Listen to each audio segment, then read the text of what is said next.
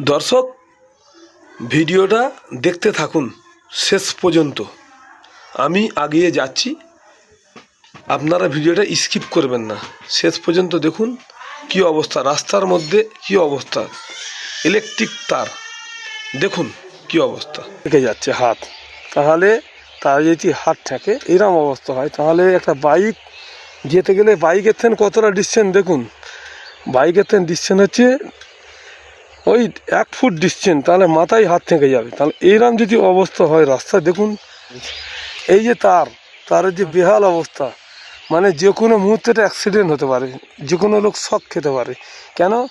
Cable তার, এতে হাত দিলেও সেই যে এটা যে একদম নিরাপত্তা তা নয়। কি অবস্থা দেখুন, মাথায় ঠেকে যাবে, হেঁটে গেলে লোকের মাথায় ঠেকে যাবে, এমন অবস্থা, মাথায় ঠেকে যাবে লোকের তার।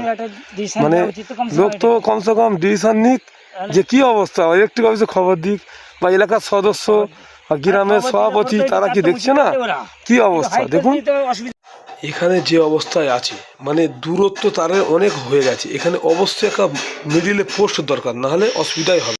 এই মুহূর্তে আছি অনন্তপুর পূর্ব মল্লিকপুর।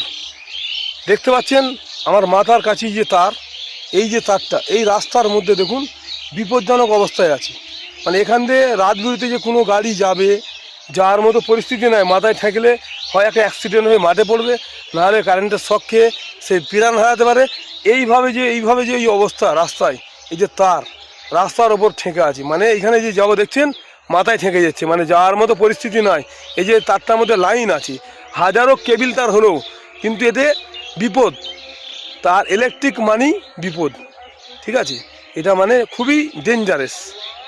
এই যদি এরম অবস্থা, যদি পার ভেতরে রাস্তা, মানে এটা ঢালাই রাস্তা দেখতে পাচ্ছেন, প্রত্যেক দিন এই রাস্তা দিয়ে শয়ে শয়ে লোক যাতায়াত করেন, দেখুন কি অবস্থা। এই যদি রাস্তা যদি অবস্থা হয় তাহলে বিপজ্জনক ব্যাপার।